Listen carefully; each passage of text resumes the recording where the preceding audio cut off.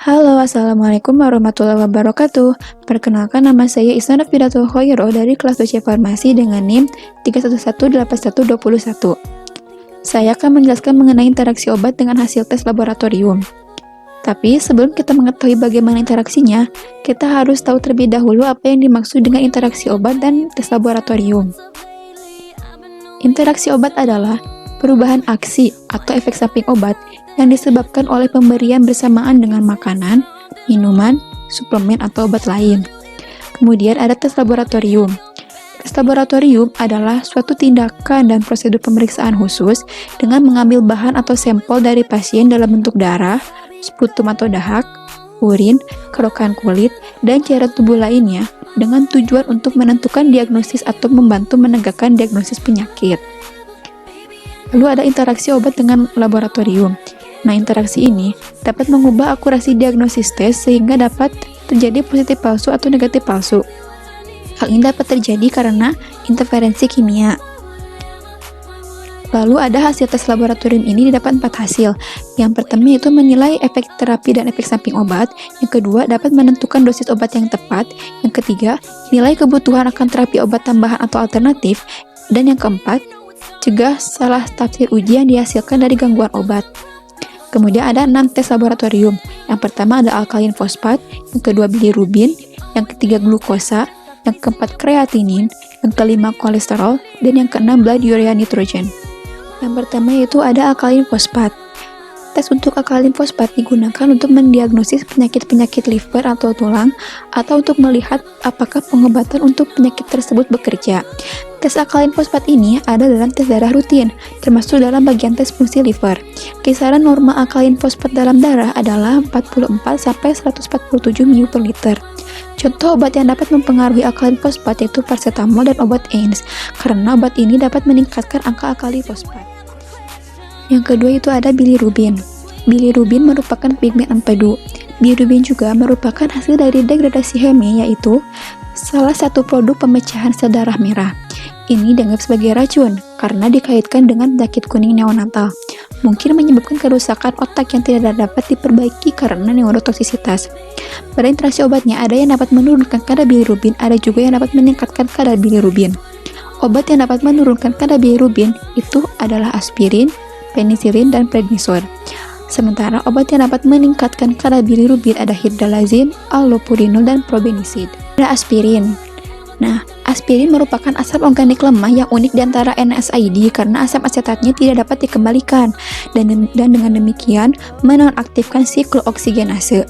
Mekanismenya yaitu mengurangi kadar bilirubin serum.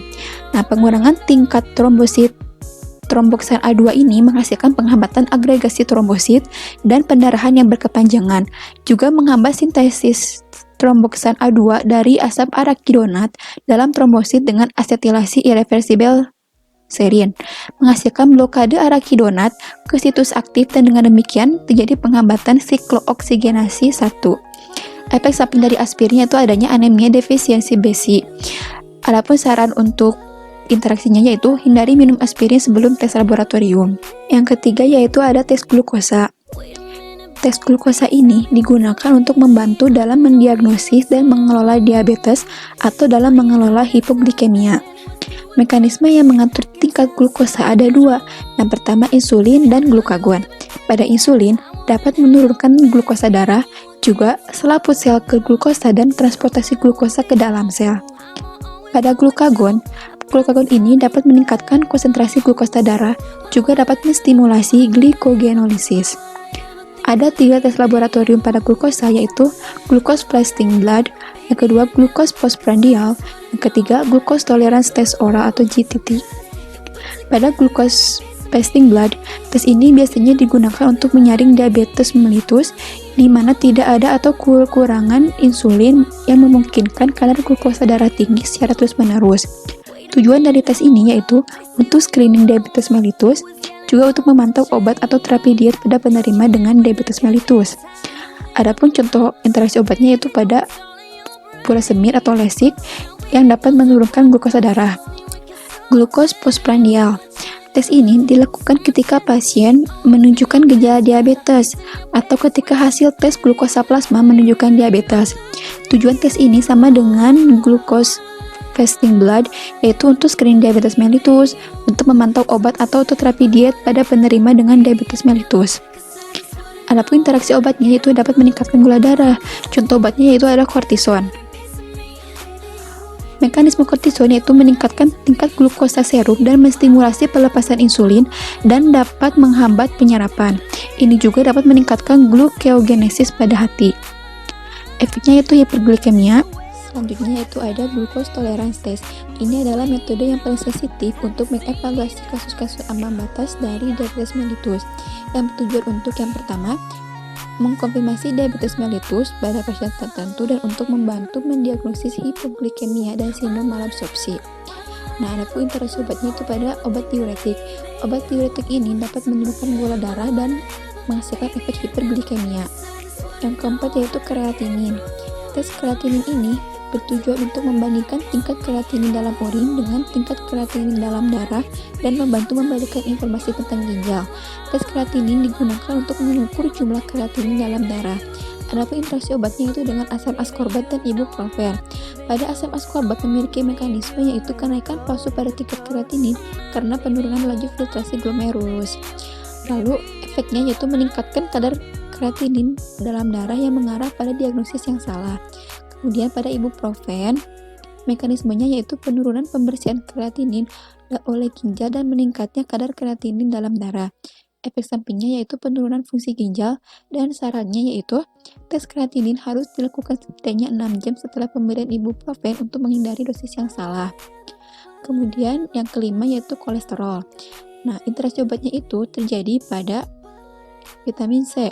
Nah, vitamin C ini memiliki konsekuensi klinis yaitu pada dosis tinggi dapat menurunkan kadar kolesterol dan mekanismenya yaitu memperlebar arteri sehingga memperkecil deposit fibrinolysis yang bertanggung jawab untuk memindahkan penumpukan kolesterol dari arteri dan mengeliminasi kelebihan kolesterol dalam aliran udara dengan membawa empedu. Tes yang terakhir yaitu blood urea nitrogen atau BUN. Nah, tes ini itu digunakan untuk melihat apakah ginjal bekerja dengan baik atau tidak, di mana fungsi ginjal normal adalah 3,6 sampai 7,1 mmol per liter atau 10 sampai 20 per desiliter. BUN tes ini dilakukan dengan mengukur jumlah nitrogen yang berbeda dalam darah yang berasal dari urea. Interaksi obatnya itu ada yang meningkatkan blood urea nitrogen dan ada juga yang menurunkan blood urea nitrogen. Untuk obat yang meningkatkan blood urea nitrogen itu ada furosemid atau lasik dan vancomycin. Sementara obat yang dapat menurunkan blood urea nitrogen ada phenothiazine dan chloramphenicol. Dan untuk phenothiazine memiliki mekanisme yaitu phenothiazine menurunkan blood urea nitrogen. Untuk efeknya yaitu pasien mungkin mengalami hidrasi berlebihan seperti batuk yang teriritasi, dyspnea, pembengkakan leher vena dan dada berdenyut.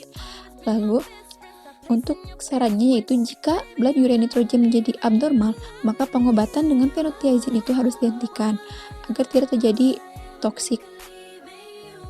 Mungkin hanya seperti itu yang saya bisa jelaskan pada kesempatan kali ini.